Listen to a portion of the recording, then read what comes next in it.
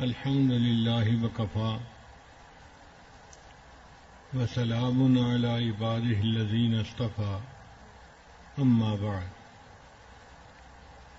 سورہ واقعہ مکی صورت ہے، مگر اس کی 2 آیات مدینہ طیبہ میں نازل ہوئی۔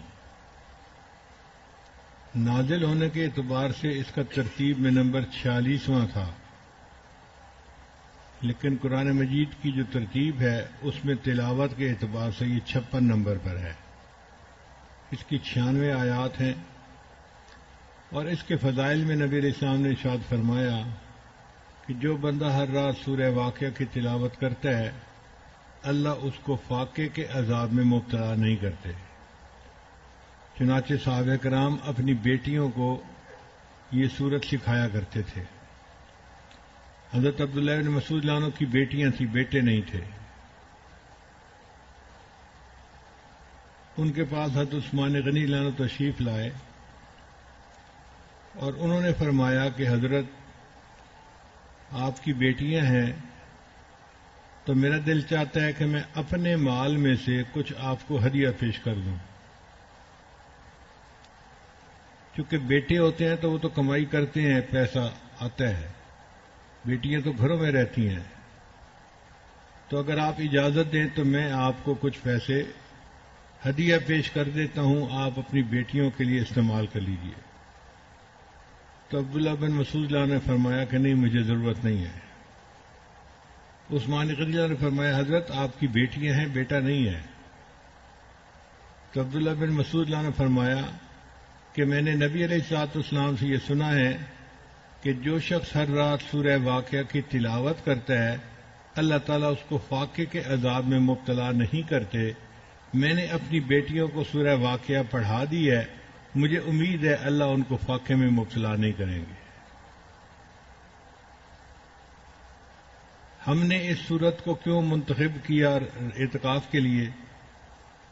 وہ اس لیے کہ ایک حدیث پاک میں نبی علیہ السلام نے فرمایا کہ جو بندہ سورہ واقعہ کو پڑھے گا اور اس کو سیکھے گا اللہ تعالیٰ قیامت کے دن اس کو غافلین میں شمار نہیں کریں گے۔ تو یہ جو الفاظ تھے نا کہ ان کو غافلین میں شمار نہیں کیا جائے گا، ان الفاظ نے دل کو تیار کر دیا کہ ہمیں یہ سورت ضرور سیکھنی چاہیے تاکہ ہمارا نام بھی غافلین میں سے نکل جائے اور اللہ کو جو یاد رکھنے والے لوگ ہیں ان میں ہمارا نام بھی شامل ہو جائے۔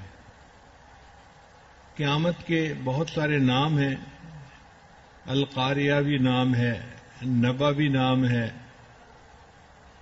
یوم الآخر بھی، یوم الدین بھی، یہ سب آخرت کے نام ہیں، قیامت کے دن کے۔ یوم التغابن بھی ایک اس کا نام ہے واقعہ، اور یہ لفظ اردو زبان میں بھی استعمال ہوتا ہے، جی فلاں جگہ واقعہ پیش آیا۔ اللہ فرماتے ہیں اذا وقعت الواقعہ، جب واقعہ ہوئی، واقعہ ہونے والی، یعنی قیامت آ گئی۔ اب قیامت آنے کو ساری دنیا مانتی ہے، مسلمان تو مانتے ہی ہیں، کافر بھی مانتے ہیں، حتیٰ کہ دہریے بھی مانتے ہیں، مگر سائنسدانوں کی اپنی الگ سوچ ہے۔ بعض سائنسدان کہتے ہیں کہ قیامت اس طرح واقع ہوگی کہ سورج اپنی مدت حیات کو مکمل کر لے گا۔ سورج گرم کیوں ہے؟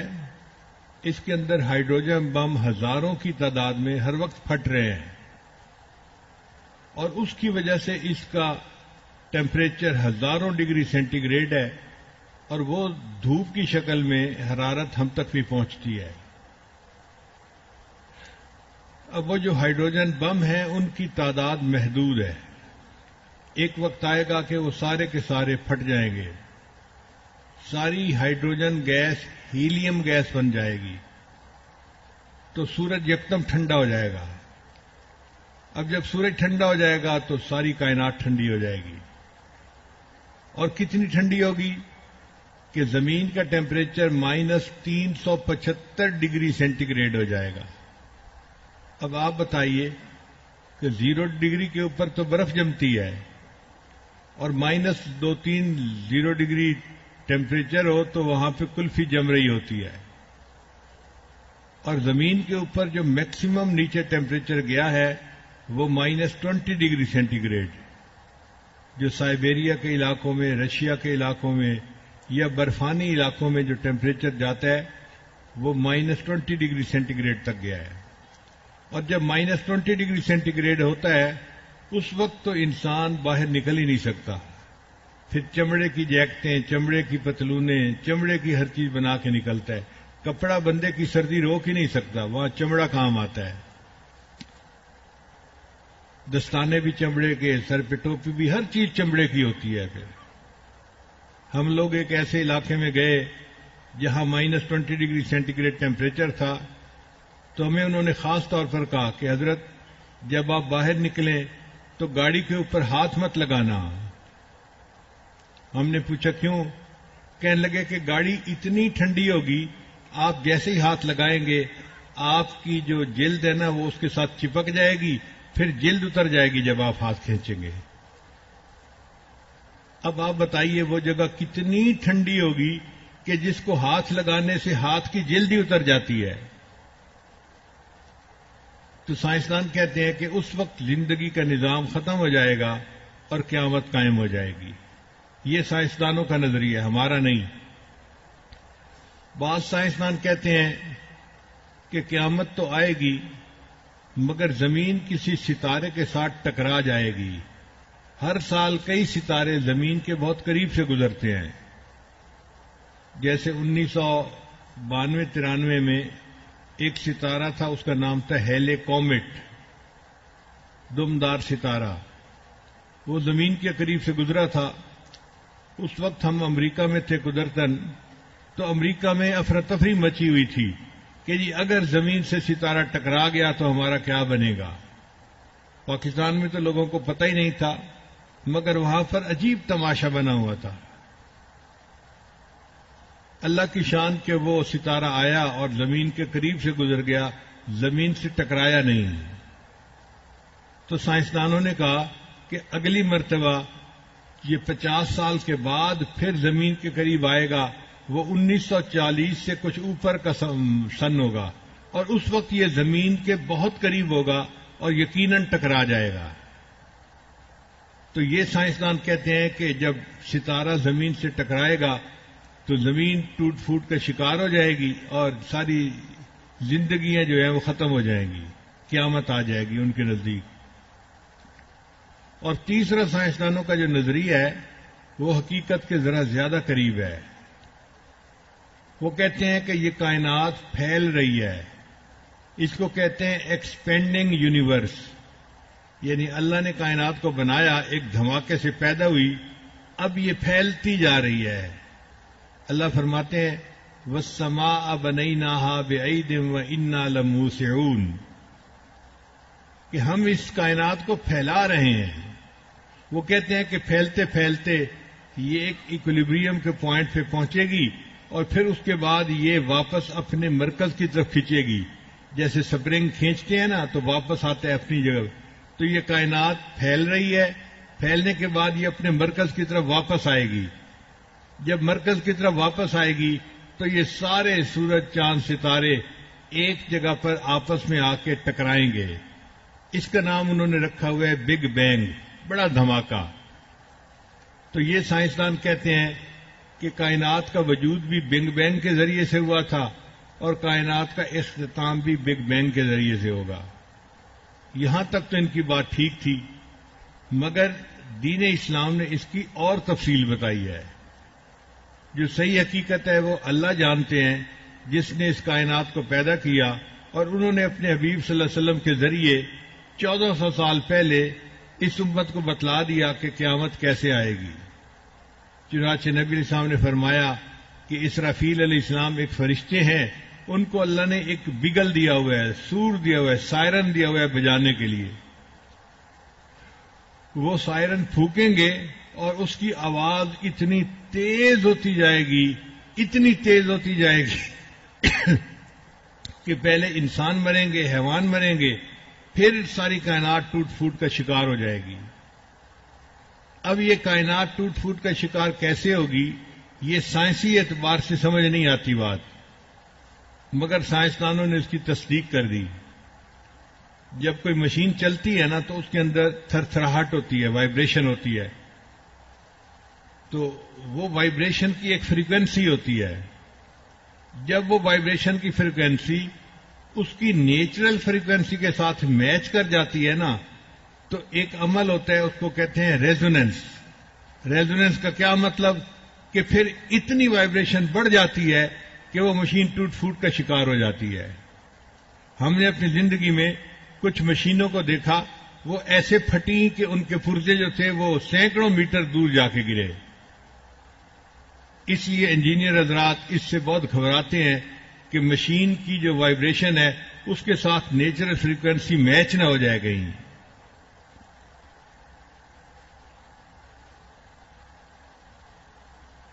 مسلمان سائنسدانوں نے کام نہیں کیا، ورنہ شریعت نے ان کو 1400 سال پہلے بتا دیا تھا کہ یہ جو ساؤنڈ ویوز ہیں ان کے ذریعے سے بہت تباہی ہو سکتی ہے. شاید دنیا ایٹم بم بنانی بھول جاتی اگر مسلمان ساؤنڈ ویو کے اوپر ریسرچ زیادہ کر لیتے. ساؤنڈ ویو کے ذریعے آپ کہیں بیٹھ کے کسی آبادی کو جب چاہیں تباہ کر سکتے ہیں. وہ تو ایسی ویو ہے جو پوری کائنات کو تباہ کر دے گی. کسی شہر کو تباہ کرنا کون سی بڑی بات ہے؟ مگر ہم مسلمانوں نے اس پہ کام نہیں کیا، نالائق نکلے، جس کی وجہ سے ہم فائدہ نہیں اٹھا سکے. یہ ساؤنڈ ویو اتنی پاورفل ہوتی ہے کہ کتابوں میں لکھا ہے کہ بعض مچھلیاں سمندر کے اندر سفر کرتی ہیں، اٹلانٹک کے اندر، وہ ٹھنڈا پانی ہے اور وہ ہزاروں میل دوسری مچھلیوں سے دور ہوتی ہیں.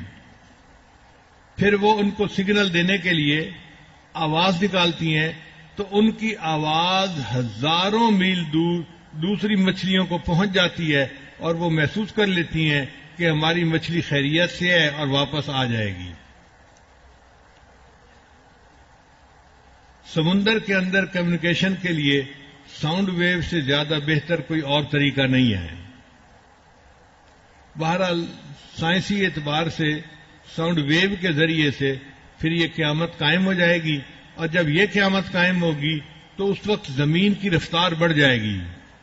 جو زمین گھوم رہی ہے نا، وہ گھومنے کی رفتار بڑھ جائے گی، اور جب بڑھ جائے گی تو پھر اس کے اوپر جو پہاڑ ہیں وہ روئی کے گالوں کی طرح ہوا کے اندر جو ہے اڑیں گے اور بالکل غبار کی طرح مٹی مٹی بن جائیں گے. زمین اپنے اندر کے خزانے بھی باہر نکال دے گی اور زمین چپٹی ہو جائے گی. ایک وقت آئے گا کہ ہر جاندار چیز مر جائے گی. پھر جب تک اللہ چاہیں گے سب لوگ مرے رہیں گے.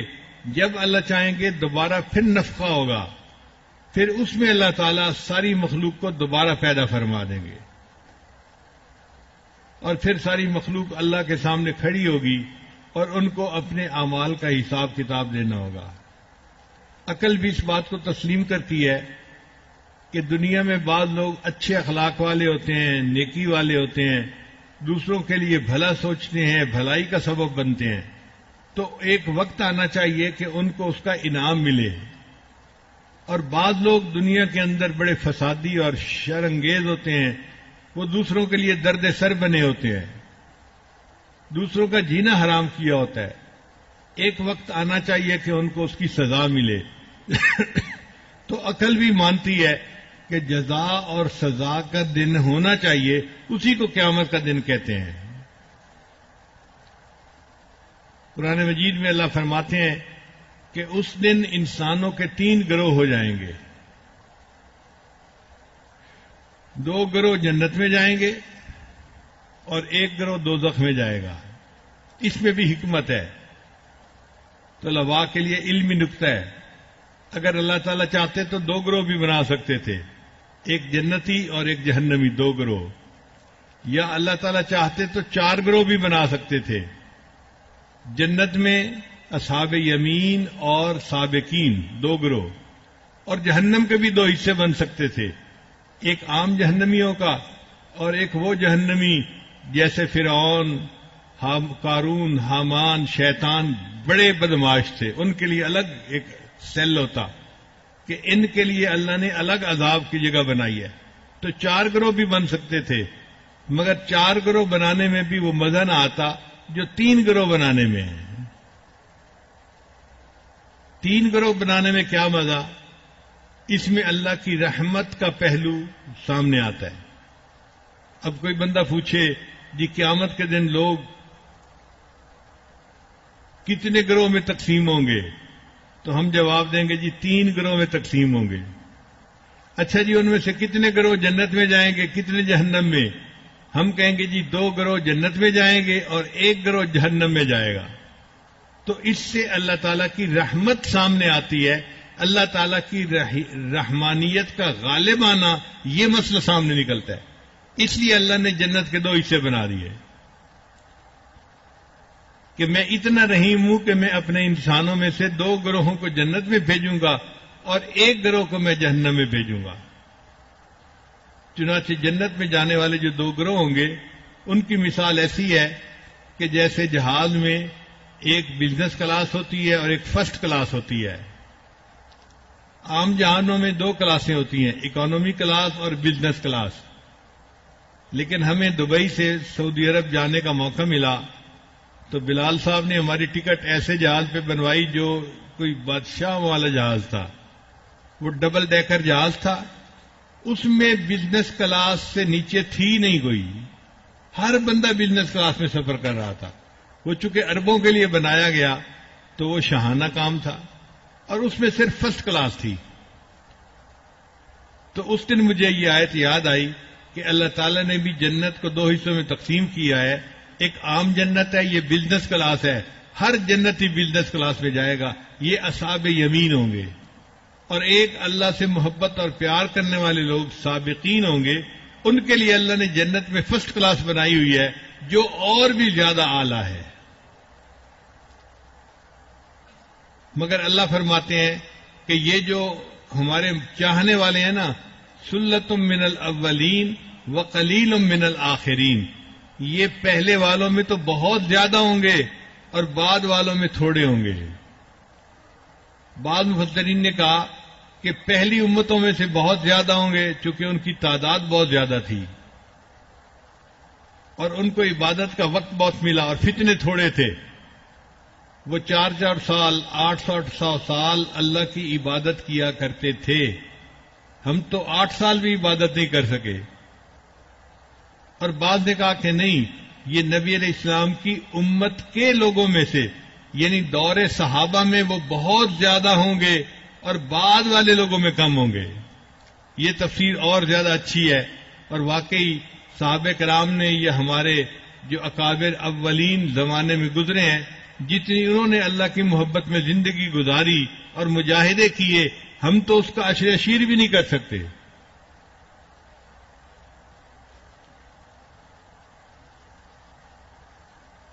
پھر اللہ تعالیٰ نے ان کی جنتوں کا تذکرہ کیا کہ ان کی جنت ایسی ہوگی کہ ان کے پاس بچے ہوں گے، معصوم بچے، جو ان کی خدمت کے لیے متعین کیے گئے ہوں گے۔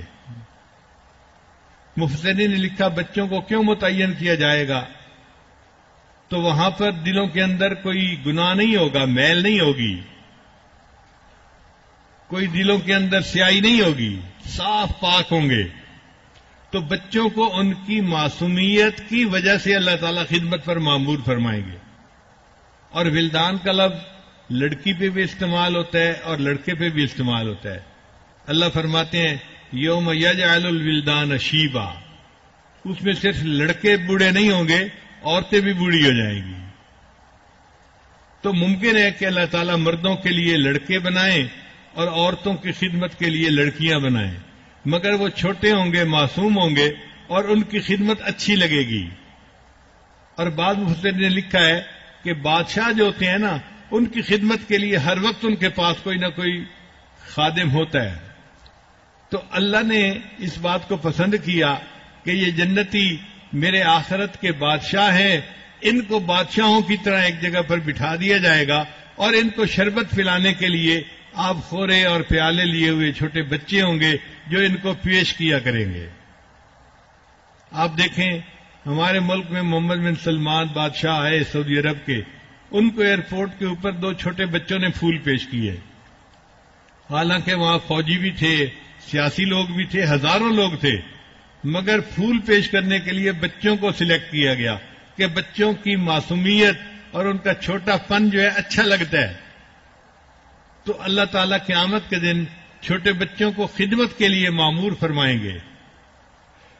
بعض روایات میں آتا ہے کہ یہ مسلمانوں کے چھوٹے بچے ہوں گے جو بچپن میں فوت ہو گئے، اور بعض محدثین نے لکھا نہیں، یہ بچے اللہ پیدا ہی اسی مقصد کے لیے کریں گے، وہ ہمیشہ چھوٹے بچے ہی رہیں گے، اور ان کی معصومیت اور ان کا جمال بندے کو اچھا لگا کرے گا۔ اور یہ پانی پلائیں گے، پھر اللہ فرماتے ہیں اس کے بعد ان کو کھانے کے لیے میوہ دیا جائے گا۔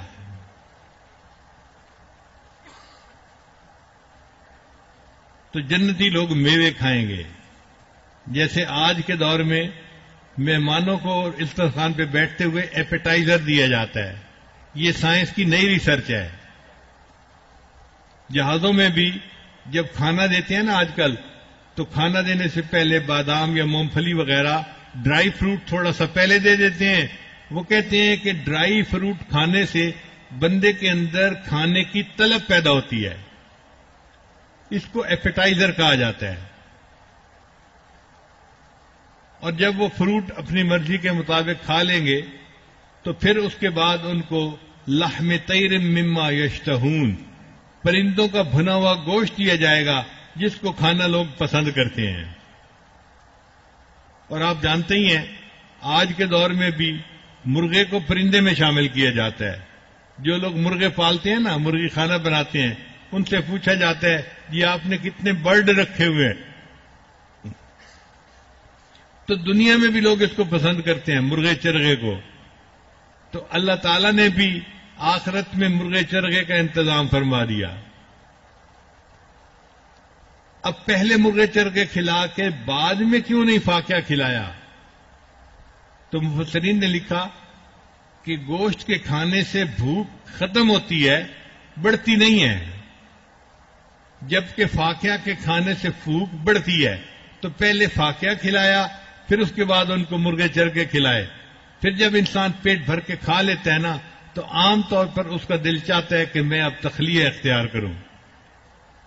تو پھر اللہ نے اس کے بعد حور عین کا تذکرہ کیا کہ ان سابقین کے لیے حور عین ہوں گی جو موٹی موٹی آنکھوں والی ہوں گی اور اتنی خوبصورت ہوں گی جیسے سیپ کے اندر کوئی موتی ہوتا ہے۔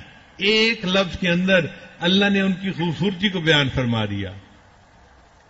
اس سے زیادہ کوئی اور لفظ کامل نہیں تھا جو کسی کی خوبصورتی کو بیان کر سکے، کہ جیسے موتی ہوتا ہے نا سیپ کے اندر، اس طرح وہ جو ہے وہ حور عین ہوگی۔ ایک نقطہ یہاں پر علمی اور سمجھنے والا ہے کہ سابقین کے لیے اللہ نے ان کی بیویوں کا تذکرہ نہیں کیا، حالانکہ ان کے ساتھ ان کی بیویاں بھی ہوں گی۔ ان کے حسن کا اللہ نے تذکرہ نہیں کیا۔ مفسر نے لکھا اس کی دو وجوہات تھیں۔ ایک تو جو غیور لوگ ہوتے ہیں وہ اس بات کو پسند نہیں کرتے کہ ہماری بیویوں کا تذکرہ کسی غیر کے سامنے ہو، اس کو پسند نہیں کرتے۔ تو اللہ نے بھی سابقین کی رعایت فرمائی کہ ان کی بیویوں کے حسن و جمال کا تذکرہ میں نہیں کرتا، کیونکہ یہ بڑے عظیم لوگ ہیں۔ اور دوسری بات یہ کہ یہ سابقین وہ تھے کہ جن کو عورتوں میں اتنا زیادہ شغف نہیں ہوتا، ان کا اصل محبوب اللہ رب العزت ہوتا ہے، لہذا ان کے لیے بیویوں کے حسن و جمال کو وضاحت سے بیان کرنا اس کا کوئی فائدہ نہیں تھا۔ تو اللہ نے فرمایا کہ یہ تو بس میرے چاہنے والے ہیں، میں ان کے گھر کی جو خادم ہے اس کے حسن کا تذکرہ کر دیتا ہوں، لوگ سمجھ لیں گے کہ جب گھر کی ہیڈ ماسی اتنی خوبصورت ہے تو گھر کی مالکہ کتنی خوبصورت ہوگی۔ بھئی جس گھر کی کام کرنے والی اتنی خوبصورت ہے تو پھر مالکہ کے اپنے حسن کا کیا حال ہوگا؟ تو اللہ نے صرف حور عین کا تذکرہ کر دیا، اس کے علاوہ تذکرہ نہیں فرمایا۔ البتہ ان کو سلامن سلامہ، ایمان والے بھی سلام بھیجیں گے اور فرشتے بھی سلام بھیجیں گے اور اللہ رب العزت بھی سلام بھیجیں گے۔ بلکہ مفسرین نے لکھا ہے کہ جیسے ٹیلی فون کال آ جاتی ہے نا تو بندہ خوش ہوتا ہے، جی بیوی کی کال آ گئی، جی میرے والد صاحب کی کال آ گئی، جی میری امی کی کال آ گئی، خوشی ہوتی ہے بندے کو۔ تو ان کو بھی اللہ تعالیٰ کی طرف سے کال آیا کرے گی اور یہ جنتی اللہ سے ہم کلامی کیا کریں گے۔ اب یہ ایسی نعمت ہے کہ بندے کو اللہ سے جنت میں ہم کلامی کا موقع ملے گا کہ اس پہ بندہ قربان ہو جائے. یہ وہ نعمت ہے جو سابقین چاہتے تھے، اللہ کا دیدار نصیب ہونا اور اللہ سے ہم کلامی نصیب ہوگا، وہ اللہ ان کو جنت میں عطا فرما دیں گے. پھر آگے 27 نمبر آیت، آج کا سبق شروع ہو رہا ہے. اللہ فرماتے ہیں وَأَصْحَابُ الْيَمِينَ مَا أَصْحَابُ الْيَمِينَ، اور دائیں والے تو کیا خوب دائیں والے ہیں. یہ جو دوبارہ فرمایا نا ما اصحاب الیمین، یہ ان کی عظمت شان بیان کرنے کے لیے. تو لبا کے لیے جیسے حدیث ام ذرا میں فرمایا نا مالک وما مالک، مالک اور مالک کی کیا بات ہے، بالکل اسی طرح اللہ نے یہاں فرمایا کہ اصحاب الیمین ما اصحاب الیمین، اصحاب یمین کی تو شان ہی کچھ اور ہے. فی صدر مخضود، وہ بیری کے درختوں میں ہوں گے جن میں کانٹا نہیں ہوگا. بیری کے درخت کو کیوں یہاں تذکرہ کیا گیا؟ عربوں میں بیری کا درخت پسندیدہ درخت تھا، کیونکہ گرم علاقہ تھا نا، تو ہر درخت وہاں نہیں اگتا. کیکر اور بیر یہ بڑے ڈھیٹ قسم کے درخت ہوتے ہیں، یہ سخت گرمی کے موسم میں کم پانی پہ بھی اگاتے ہیں. چنانچہ ہمارے علاقوں میں سڑکوں کے سائیڈ پہ پہلے زمانوں میں کیکر کے درخت لگائے جاتے تھے، اور یہ بیری کا درخت خود بھی اگاتا ہے. تو عربوں میں گرمی کا مسئلہ بہت تھا، ہر جگہ گرمی، نیچے صحرا اور اوپر سایہ کوئی نہیں. تو وہ لوگ پسینے میں شرابور ہوتے تھے اور تنگ آ کے وہ ڈھونڈتے تھے کہ کہیں ہمیں کوئی سایہ دار درخت مل جائے. تو درختوں میں جا کے ان کو بیری کا درخت ملتا تھا، تو پھر وہ بیری کے درخت کے نیچے سائے کے لیے تھوڑی دیر آرام کرتے تھے. اب جب درخت کے نیچے کھڑے ہوتے تھے تو ان کو بیر بھی کھانے کا موقع ملتا تھا، تو بیر بھی اچھے لگتے تھے. چنانچہ اللہ فرماتے ہیں کہ ان کے لیے بیری کے درخت ہوں گے. بیری کے درخت کا جو پتے ہوتے ہیں وہ کارآمد زیادہ ہوتے ہیں. آج تو ہم شیمپو اور صابن کے زمانے میں جی رہے ہیں نا، پہلے زمانوں میں پانی میں بیری کے پتے ڈال کے اس سے غسل کیا جاتا تھا.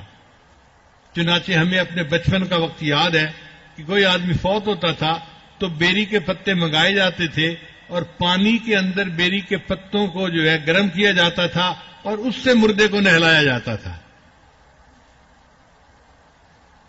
تو چونکہ بیری کے پتے جو ہیں کارآمد ہیں اور سایہ کارآمد ہے، اللہ نے اس کا تذکرہ پہلے کیا. حدیث مبارکہ میں ہے، ایک دیہاتی بندہ نبی السلام کی خدمت میں آیا، اے اللہ کے حبیب صلی اللہ علیہ وسلم، کیا جنت میں بھی ایذا دینے والی چیزیں ہوں گی؟ نبی السلام نے فرمایا نہیں. اس نے کہا کہ جنت میں بیری کا درخت ہوگا نا؟ نبی السلام نے فرمایا ہاں بیری کا درخت ہوگا. کہنے لگا بیری کے اوپر تو کانٹے ہوتے ہیں جو اپنے پھل توڑنے والے بندے کو نقصان دیتے ہیں، تکلیف دیتے ہیں. تو نبی علیہ السلام نے فرمایا کہ جنت میں جو بیری ہوگی اس میں کانٹے نہیں ہوں گے، وہ بندے کو نقصان نہیں پہنچائے گی. اب یہ بات کسی زمانے میں عجوبہ ہوتا تھا کہ بیری بغیر کانٹے کے، مگر آج سائنسدانوں نے گلاب کے پودے بنا لیے بغیر کانٹوں کے. چنانچہ ساؤتھ افریقہ میں ایک انگریز ہے، اس کو گلاب کا بابائے گلاب کہا جاتا ہے. بڑا اس کی زندگی کی پوری ریسرچ ہی گلاب کے اوپر ہے. ایک مرتبہ میرے ساتھی مجھے اس کے پاس ملنے کے لیے لے گئے. اس نے کوئی گلاب کی 150 ورائٹیاں نئی بنائی ہوئی تھیں، خود اس نے ایجاد کی تھیں دنیا میں. تو اس نے مجھے اپنا پورا نظام دکھایا. اس نظام میں میں نے اس سے یہ سوال پوچھا کہ کیا کوئی گلاب کا پھول بغیر کانٹوں پہ بھی ہوتا ہے؟ اس نے کہا جی ہاں ہم نے بنا لیا ہے، آئے میں آپ کو دکھاتا ہوں. تو وہ مجھے ایک خاص کمرے میں لے کر گیا. وہاں گلاب کا پودا تھا جس پر موٹے موٹے گلاب کے پھول لگے ہوئے تھے اور اس کے اوپر کوئی کانٹا ہی نہیں تھا. تو اگر دنیا میں ایسا گلاب کا پودا بن گیا جس پہ کانٹا نہیں ہے، تو جنت میں بیری کا درخت جس پہ کانٹا نہیں ہوگا، اس کا بننا کون سا محال کام ہے بھائی؟ اس لیے فرمایا فی صدر مخضود، ایسے بیری کے درخت جن پر کانٹا نہیں ہوگا. وطلح منضود، اور کیلے تہ بتہ. عربوں میں جہاں کوئی آبشار ہوتی تھی یا پانی کا چشمہ ہوتا تھا وہاں کیلے کے درخت اگاتے تھے. یہ کیلے کا درخت ایسی جگہ پہ آسانی سے اگتا ہے جہاں نیچے پانی بہت ہو, اور یہ بھی ڈھیٹ قسم کا درخت ہے, مگر اس درخت میں پھل زیادہ مطلوب ہوتا ہے, اس کے پتے کام کے نہیں ہوتے. تو اللہ نے دو درختوں کا یہاں تذکرہ فرمایا, ایک بیری کا جس کے پتے کام کے ہیں اس کے پھل سے زیادہ, اور ایک کیلے کا جس کے پھل زیادہ کام کے ہیں بنسبت اس کے پتوں کے. تو مفسرین نے لکھا اس کی بنیادی وجہ یہ تھی کہ اللہ نے ایک پتوں والے درخت کا تذکرہ کر دیا, ایک پھل والے درخت کا. مطلب یہ کہ سارے درخت جو ہے وہ اس کے اندر شامل ہو گئے. اللہ نے قرآن مجید میں دو پھلوں کا تذکرہ کیا ہے, ایک جگہ اناب کا انگوروں کا اور ایک جگہ انار کا رمان کا. تو مفسرین نے نقطہ لکھا کہ ان دو کا تذکرہ کیوں کیا ہے, اس لیے کہ انب جو ہے نا وہ چھوٹا پھل ہوتا ہے اور رمان جو ہے وہ موٹا پھل ہوتا ہے. تو ایک چھوٹا بھی اور ایک موٹا بھی. مقصد یہ کہ سارے پھل ان کے درمیان آ گئے. جیسے اللہ فرماتے ہیں رب المشرقین و رب المغربین. اب تذکرہ تو کیا مشرقین اور مغربین کا, مگر باقی سارا جہان اس کے اندر شامل ہو گیا. اللہ نے انب اور رمان کا تذکرہ کیا, باقی سارے پھل اس میں شامل ہو گئے. اللہ نے بیری اور کیلے کا تذکرہ کیا, یہ پتوں والا درخت ہے وہ پھل والا درخت ہے, تو پھلوں اور پتوں والے سارے درخت اس کے اندر شامل ہو گئے.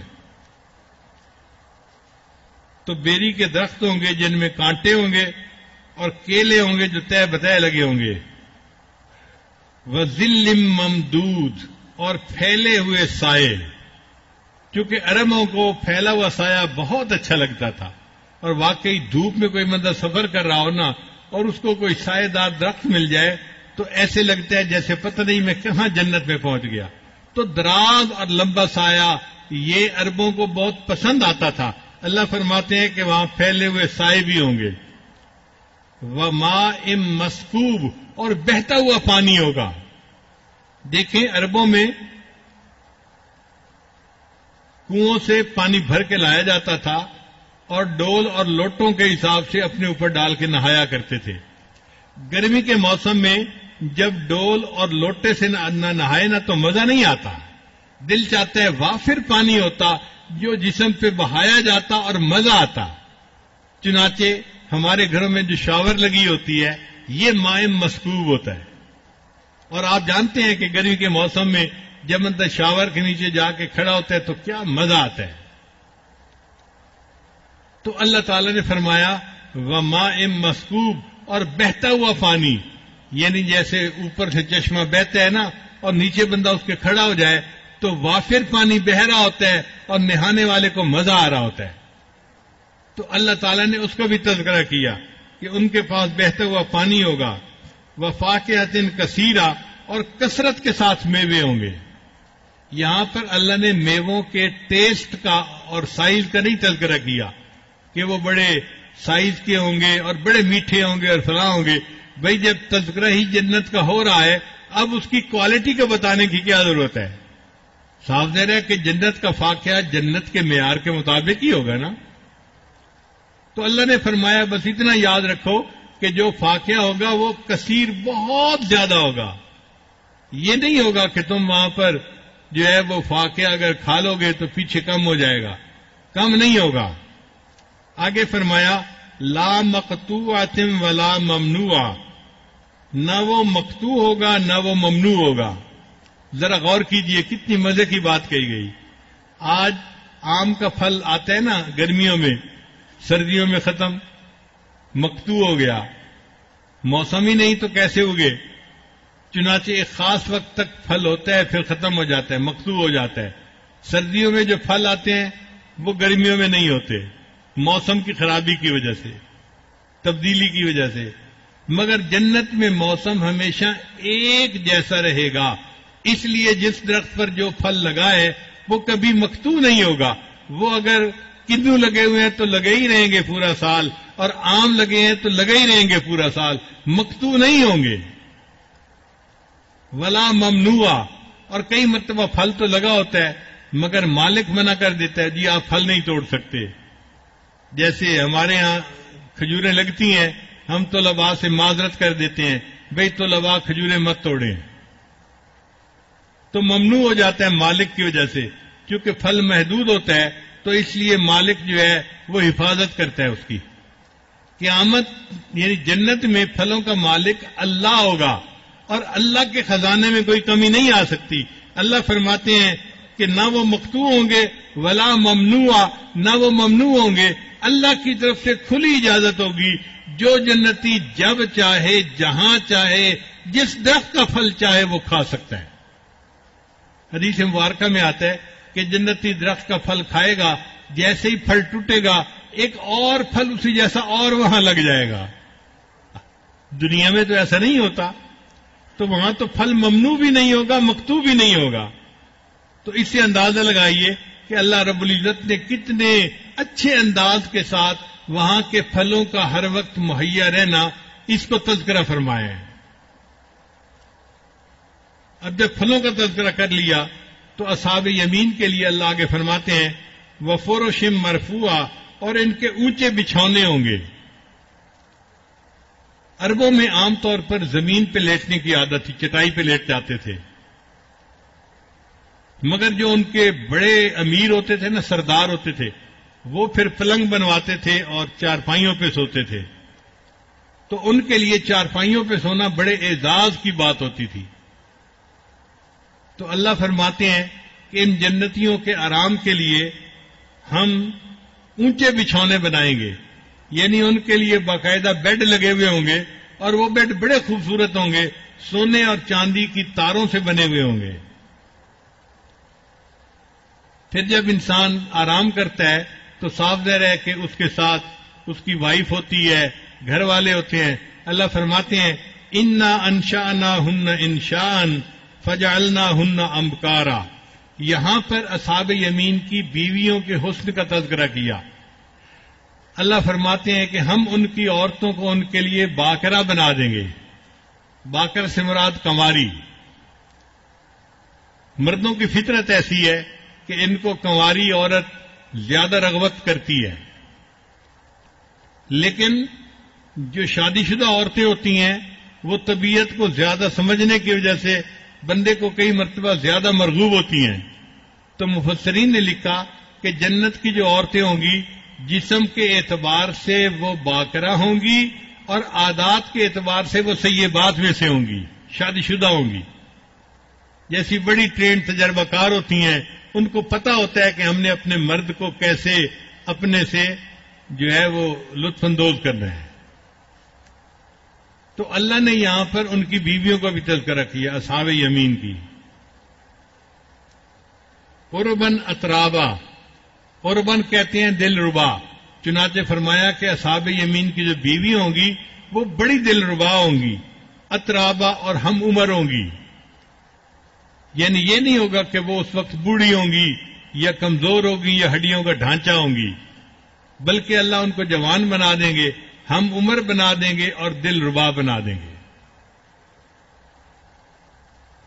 ایک مرتبہ لاہور میں ہمارے ایک مدرسے کے صاحب تھے، وہ مجھے کہنے لگے کہ حضرت ہمارے ایک معاون ہیں اور ان کی بیوی بڑا دین پہ خرچ کرتی ہے، اگر آپ ان کے گھر جا کے کھانا کھا لینا تو ہمارے مدرسے کا فائدہ ہو جائے گا. ہم نے کہا بہت اچھا. چنانچہ ہم ان کے گھر گئے. وہ ایک صاحب تھے جن کی ماشاءاللہ لیدر جیکٹیں بنانے کی بڑی فیکٹریاں تھیں. نواز شریف کا دور تھا اور اس زمانے میں ڈالر ان کے پاس خوب آ رہے تھے، ان کا کاروبار خوب چل رہا تھا. اب جب بزنس مین کا کاروبار چلتا ہے تو وہ اللہ کے راستے میں بھی خرچ کرتا ہے. تو ماشاءاللہ انہوں نے مدرسے کو تعمیر بھی کروا دیا اور یہ بھی کہا کہ اگر کوئی اور برانچ چاہیے تو ہم پورا مکان خرید کے دیں گے. تو مدرسے والے بڑے خوش تھے کہ یہ بڑے سخی لوگ ہیں، دیندار لوگ ہیں، تو آپ ان کو ٹائم دیں تھوڑا سا. تو خیر ہم چلے گئے، کھانا کھایا. کھانے کے بعد وہ جو بڑے میاں تھے، بوڑھے ہو گئے تھے، جو مالک تھے اصل، وہ تو میرے سامنے بیٹھ گئے اور پردے کے پیچھے ان کی بیوی بیٹھ گئی. بیوی ان کی بہت نیک تھی، درس قرآن کرواتی تھی اور مدرسے میں بہت بڑھ چڑھ کے حصہ لیتی تھی. اب بات چیت شروع ہو گئی تو بڑے میاں نے مجھ سے مسئلہ پوچھا کہ جی بتائیں اللہ اگر کسی کو معاف کر دے گا تو وہ جنت میں جائے گا؟ میں نے کہا ہاں بالکل ضرور جائے گا۔ کہنے لگا جی جنت میں جائے گا تو جنت میں بیوی کون ملے گی؟ میں نے کہا جو دنیا میں بیوی ہوگی وہی ملے گی۔ کہنے لگا نہیں میں نے پھر جنت میں نہیں جانا۔ میں نے پوچھا کیوں؟ کہتے ہیں اس بیوی نے مجھے اتنا ستایا ہے کہ میں نے فیصلہ کر لیا ہے اگر جنت میں اللہ نے مجھے یہی دینی ہے تو میں نے نہیں جانا۔ میں نے اسے بڑا سمجھایا کہ دیکھو یہ جنت میں ستانے والی نہیں ہوگی، یہ جنت میں محبت کرنے والی ہوگی، نوجوان ہوگی، خوبصورت ہوگی۔ کہنے لگے نوجوان خوبصورت تو یہ اب بھی بہت ہے مگر مجھے ستاتی بہت ہے، تنگ بہت کرتی ہے۔ تو بڑی مشکل سے میں نے اسے کہا کہ اچھا اللہ تعالیٰ آپ کو یہی بیوی ایسی اچھی بنا کے دیں گے کہ آپ کا دل خوش ہو جائے گا۔ کہتے ہیں حضرت صاحب آپ بات تو کر رہے تھے، پہلے جو میرا جنت میں جانے کا شوق تھا نا اب وہ ختم ہو گیا ہے کہ وہاں بھی مجھے یہی بیوی ملے گی۔ تو کئی مردوں کو بیویوں نے ایسا ستایا ہوا ہوتا ہے کہ وہ ڈر جاتے ہیں کہ ہم جنت میں جائیں گے تو ان بیویوں کے ساتھ وہاں نباہ کیسے ہوگا۔ مگر یہ بیویاں ایسی نہیں ہوں گی جیسے یہاں دنیا میں ہے۔ دنیا میں ان کے اندر حسد بھی ہے، کینہ بھی ہے، بغض بھی ہے، پتہ نہیں کیا کیا ہے۔ وہاں سارے دل صاف ہو جائیں گے، یہ محبت کرنے والی بن جائے گی اور اپنے خامدوں کو یہ وہاں پر خوش کرنے والی بن جائیں گی۔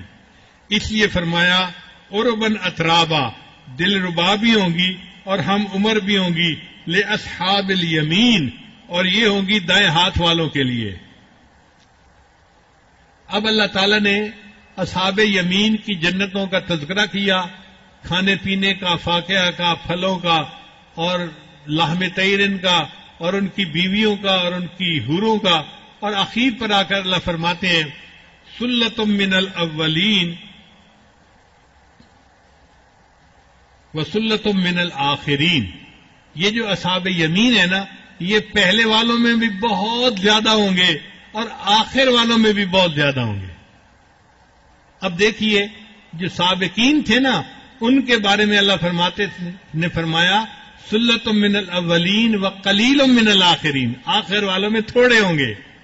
لیکن اصحاب یمین کے اندر حوصلہ افزائی والی بات ہے کہ اصحاب یمین پہلے والوں میں بھی بہت زیادہ ہوں گے، سلۃ من الاولین وسلۃ من الآخرین۔ اب مفسرین نے لکھا کہ یہاں پہ اللہ نے قانون بدل کیوں دیا، یہ پہلے والوں میں سے زیادہ اور بعد والوں میں سے تھوڑے کیوں نہیں؟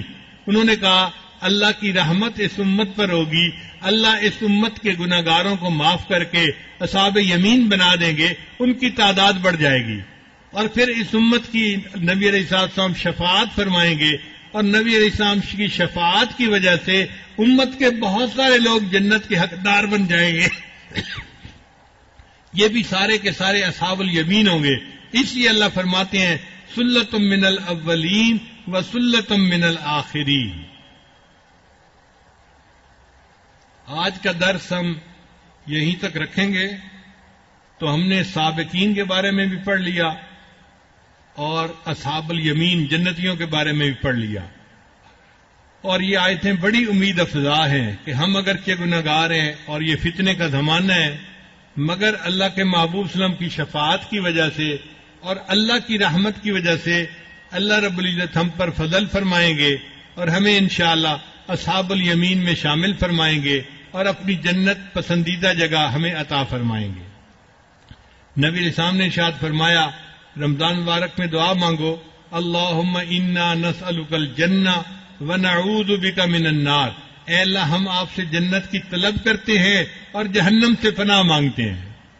ہم بھی آج کے درس کے آخر پر یہی کہتے ہیں کہ یا اللہ ہم آپ سے آپ کی پسندیدہ جگہ جنت کو طلب کرتے ہیں اور جہنم سے پناہ مانگتے ہیں۔